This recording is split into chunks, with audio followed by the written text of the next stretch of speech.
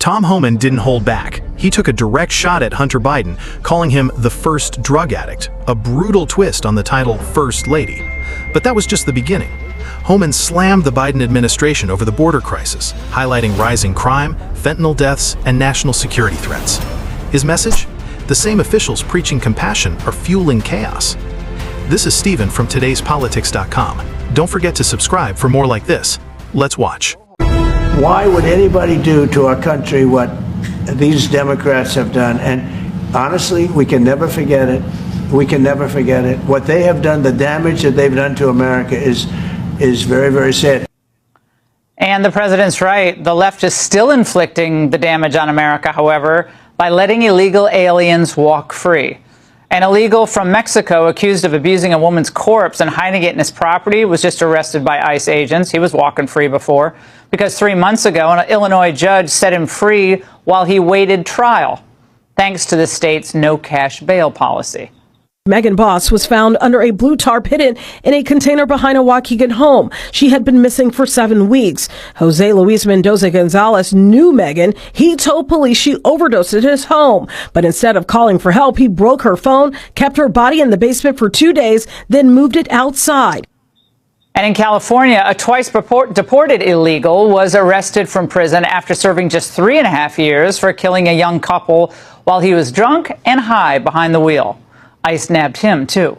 My son and his girlfriend, Anya, basically were burned alive in their car. She said, Anya's name. I said, yes, it's my daughter. My wife came downstairs and she was screaming and crying. She said, no, no, no, no. Here to weigh in is Border Czar Tom Homan. Tom, when I see these stories, and I've been covering these for so many years now, I think to myself, you know, Biden, the Democrats who look the other way, they knew that Americans would end up dead. And they did this anyway. They knew there'd be rapes. They knew there'd be child molestation, all the things that, you know, we've reported on, and they did it anyway. What does that tell you about the Democrats? Well, they're complicit. I mean, we have 4 years of an open border. 10.5 million people came to the border. The vast majority of them released in violation of federal law. They knew sex trafficking was at a historic high because of open border. They knew 250,000 Americans died from fentanyl because of open border. They knew that the number of people on the terrorist watch list exploded from 14 under Trump to over 400 under Biden. Look, they knew exactly what was happening at the border, and they were silent. Now, all of a sudden, we're trying to deport people, and they're screaming and yelling every day, comparing ICE to racists and Nazis and terrorists. It's despicable. And these 3 cases you just mentioned, what's in common? They're all sanctuary states. They're all sanctuary states that will not cooperate with ICE and full of liberal judges, radical judges, who don't believe in consequences for violating the laws, especially when it comes to immigration law. And I met hundreds of angels, moms, and dads. Every story has stuck with me. That's one of the reasons I get angry, I get emotional, because when you hear these stories constantly, it just tears out your heart. Because we can stop this. This is preventable. That's what angers me the most. Well, imagine if everybody was working together for the betterment of the country. Everyone said, you know something, I know people came here illegally, maybe some of you are working, maybe you have friends here, I get that, but you came here illegally, you got to go home. And for those who committed crimes, you're going home now, or you're going to do time first, then you're going to be deported. But imagine if everyone just worked together. But I got to get your reaction, Tom, to one of your old friends who had a message for Americans who care about illegal immigration. Watch. People are really upset about illegal immigration. You. How do you think your hotel room gets cleaned? How do you think you got food on your table? Who do you think washes your dishes? Well, I do my own dishes, Tom. But this idea that the fruit's going to rot in the orchards, nobody's ever going to have a lawn mowed again if we actually enforce our immigration laws. Well, I don't really care what the former first drug addict thinks. I just thank God every morning I wake up, we got President Trump in the Oval Office.